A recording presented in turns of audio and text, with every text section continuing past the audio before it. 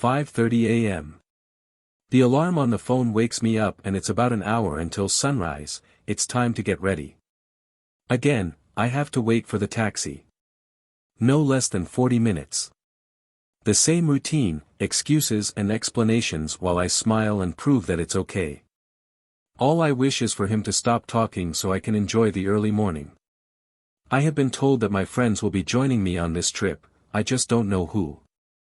The driver falls silent as I demonically poke the headphones into my ears and break eye contact. With music in my ears and the sun has begun to rise and soon everything is dressed in a shimmer of gold. I never ate breakfast and I have decided to cut back on caffeine. My morning mood in general can lead to disaster as I have no verbal filters. But I'm not even close to losing my temper. I'm starting to get a little curious about which friends are waiting at the collection point.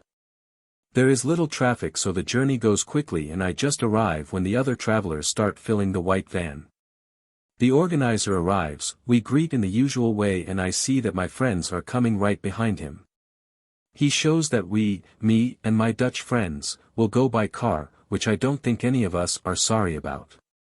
After we greeted each other, we get into the car, me in the front seat and the Dutch in the back. The Dutch are the couple I told you about earlier, she with a name just like a country and he a copy machine salesman and former pro dirt bike driver. It's a dear reunion but we let the morning break so everyone has time to wake up before we break the silence.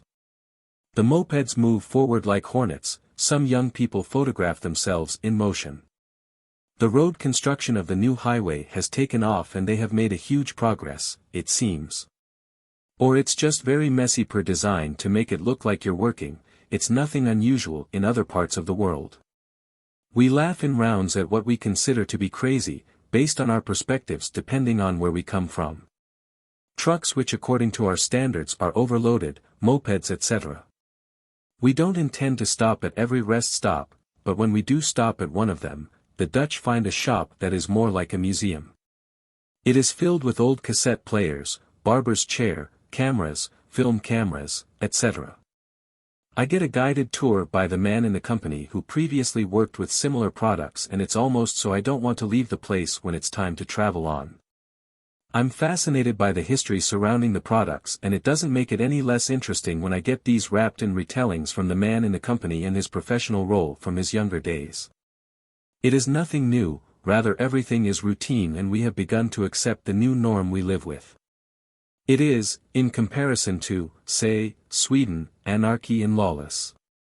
Which is noticeable in the local forums for the area. People come up with opinions that this and that must be changed because this is madness. My advice is simple, go home in that case if it doesn't fit. I say the same thing to anyone who leaves their country for a new one, if it doesn't fit then go back where you came from. We arrive at the ferry camp and are informed that we are not going to the island but to the mainland. That means a shorter journey and hopefully better food. We board a smaller boat that takes us to Myanmar in about 15 minutes. We arrive in the middle of a construction site, the harbor is being renovated and expanded. There is so much happening in the same place that the impressions collide. There are fishing boats crowded with excavators and workers from several different professional fields. When we get off the boat, we are shown to passport control and immigration and I am struck again by how easily everything is solved. You have a table, some chairs and some very nice people who take care of everything. But, there are no safety measures here. You don't scan your fingerprints, nor do you take a photo, you simply hand over your passport to the personnel on the quay in the port, who then ask you to wait in a queue that doesn't lead to anything concrete.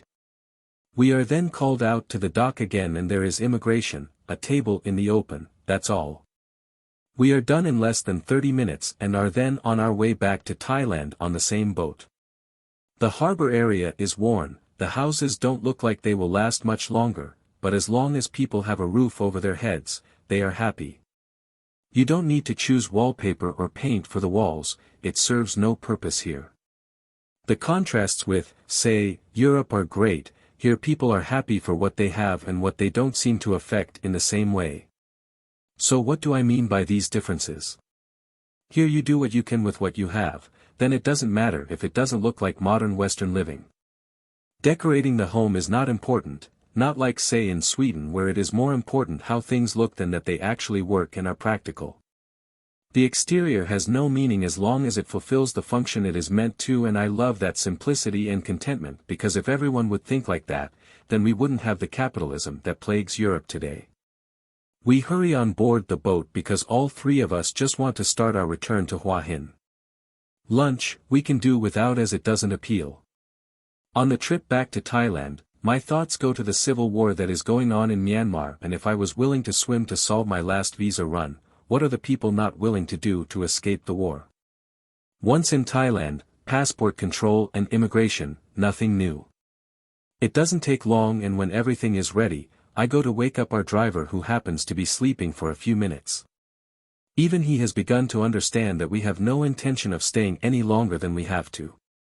We start our return journey when we stop for that lunch. The company has already paid as it is included in the trip. We hesitate a bit, should we really spend 30 minutes eating or should we aim to get home faster? We choose to give it a try, if nothing else we get a little more time together, which I don't mind.